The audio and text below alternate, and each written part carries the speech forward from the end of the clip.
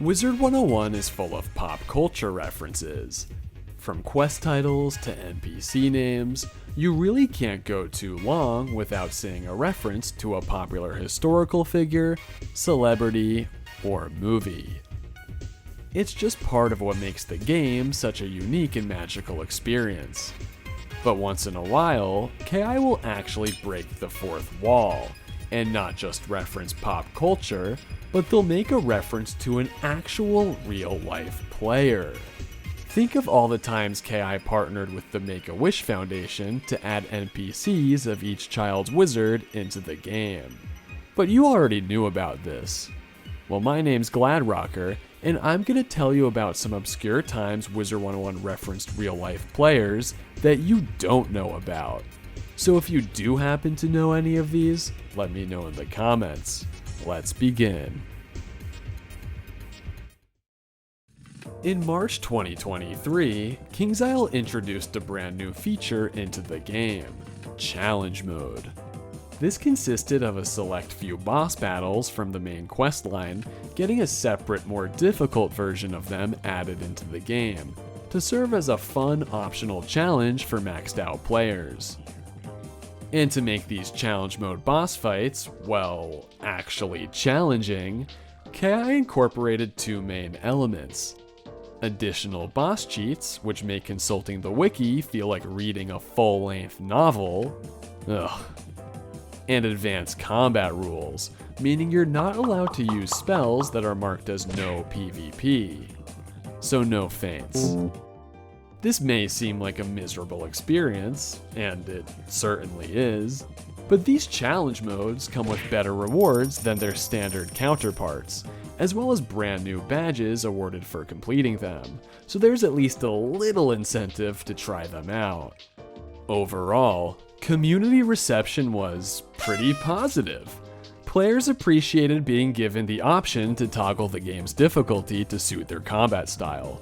So, several months later, upon the release of Wallaru in November 2023, KI continued to implement this system, adding 5 new challenge mode boss fights in Wallaru, with each fight granting 2 possible badges. One for just 1 completion, and another for 50 completions.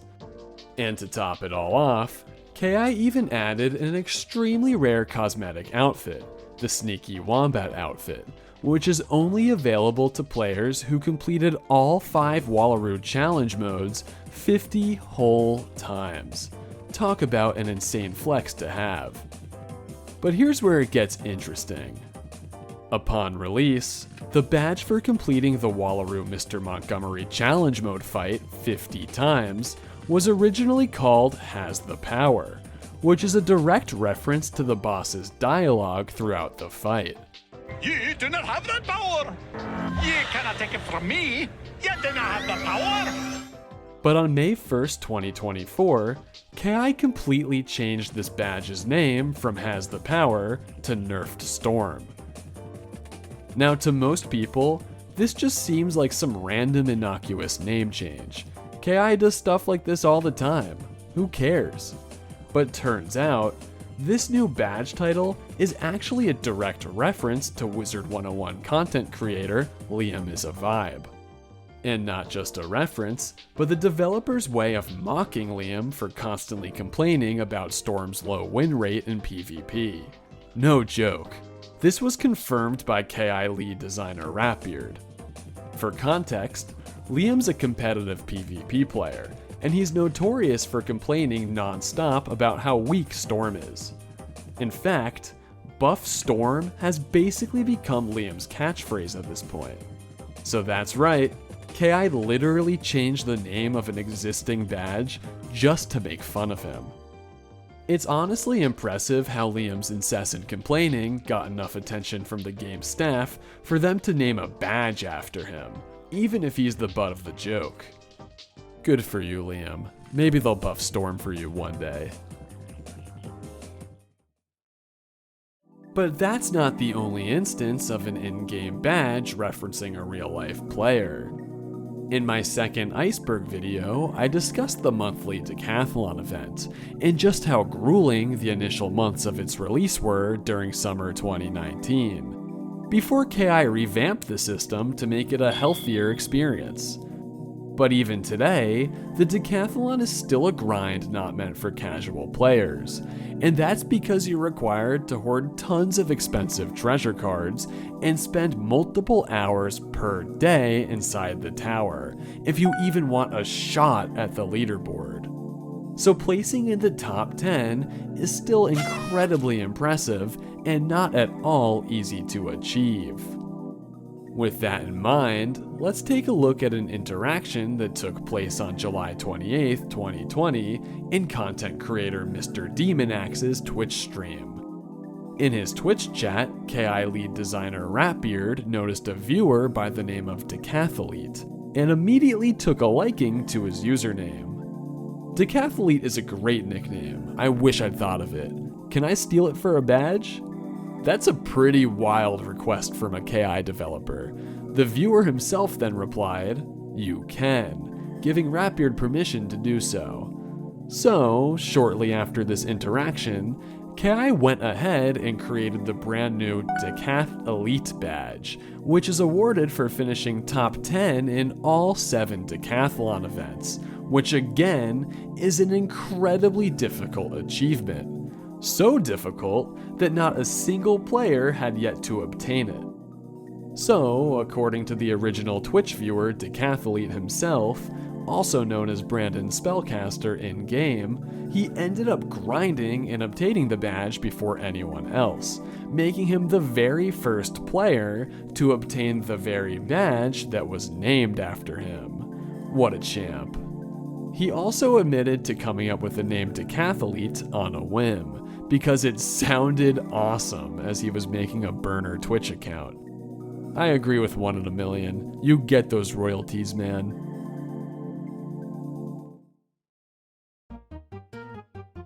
Everyone knows the Wizard101 wiki.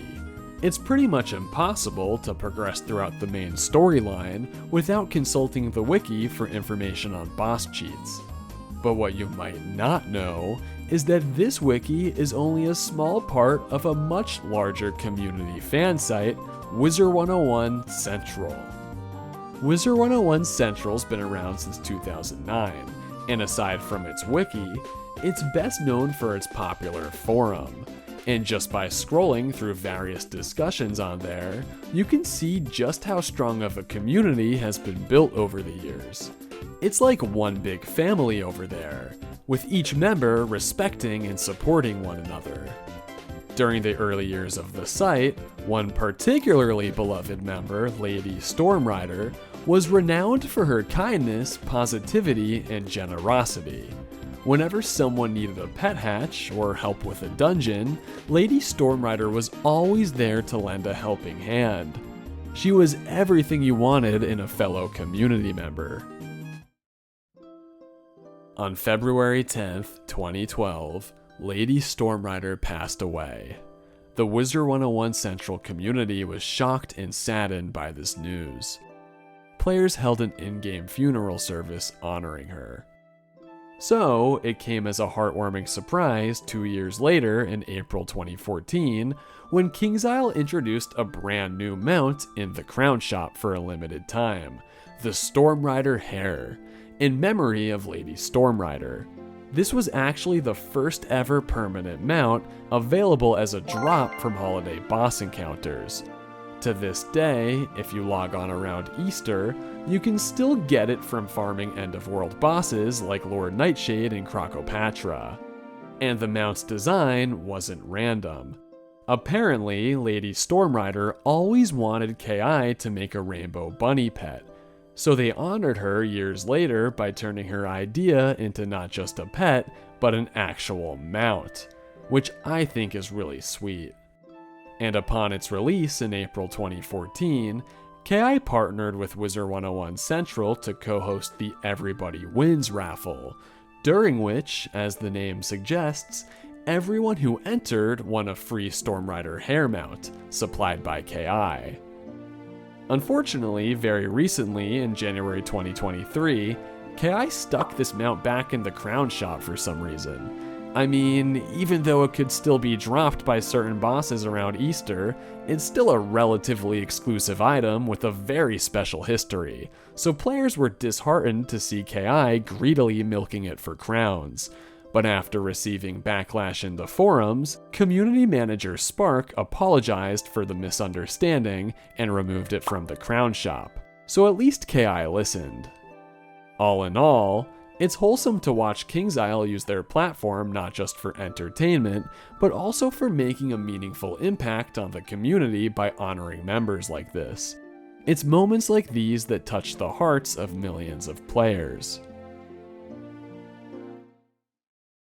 In August 2022, KingsIsle introduced a groundbreaking new Wizard101 event unlike anything anyone's ever seen before: the Community Spiral Cup.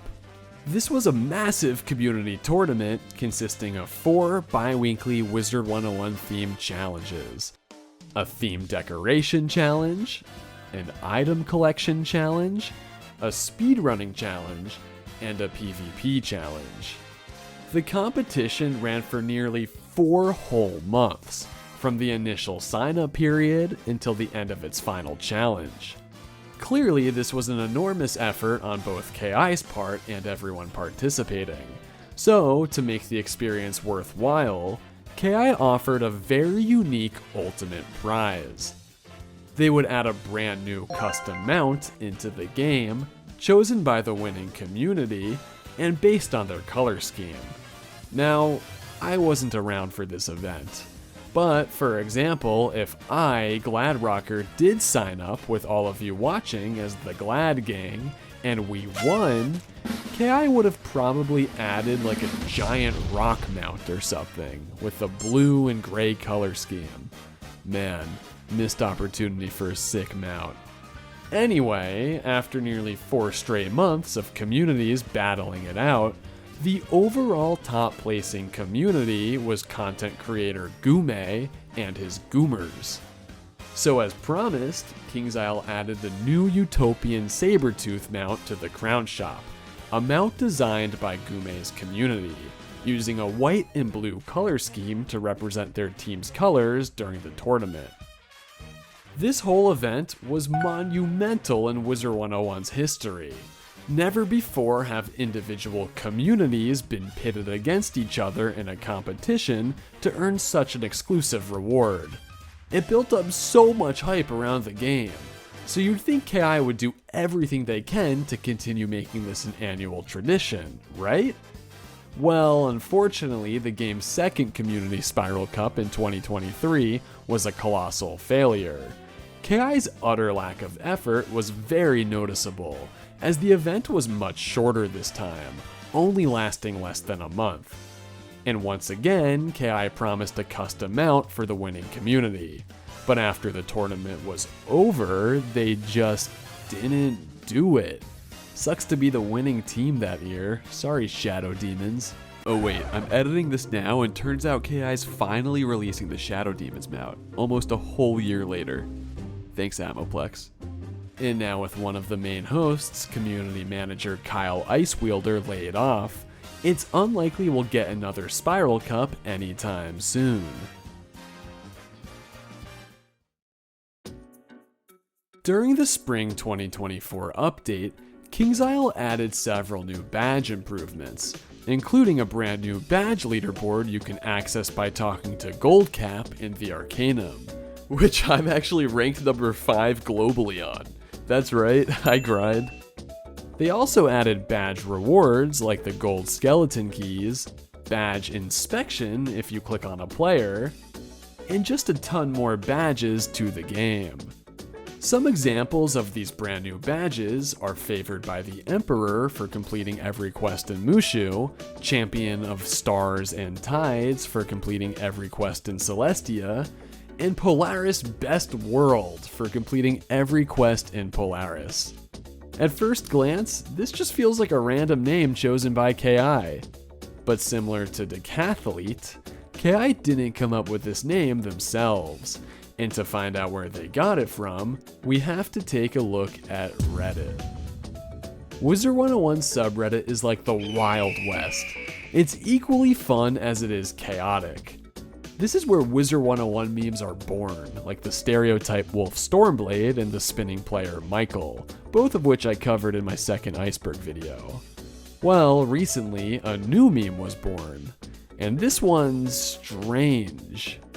Reddit user Death2Heretics has quickly gained popularity for spamming Polaris best world in all caps in the comment section of various Wiz subreddit posts.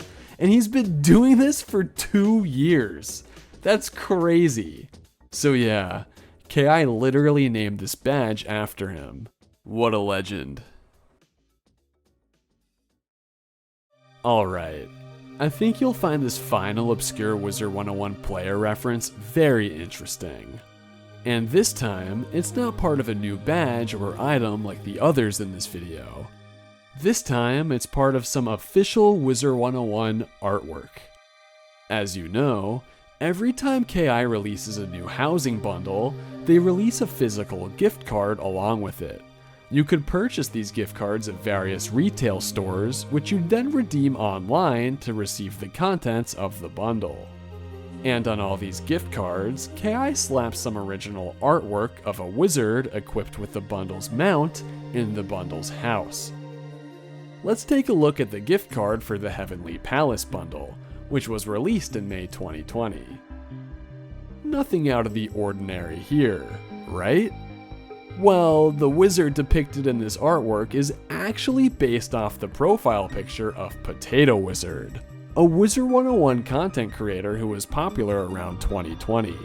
According to Potato Wizard himself, he commissioned his profile picture from KI senior concept artist Adam Roush about 1 month before the Heavenly Palace bundle was released. And based on how similar these wizards appear, it's likely that Adam just reused his concept artwork of Potato Wizard for the artwork on the Heavenly Palace bundle gift card, to save time and resources. This is just another one of those super obscure pieces of Wizard101 knowledge that most players don't know about. It's facts like these that make the game all the more magical. And I couldn't be happier to be the one sharing them with you.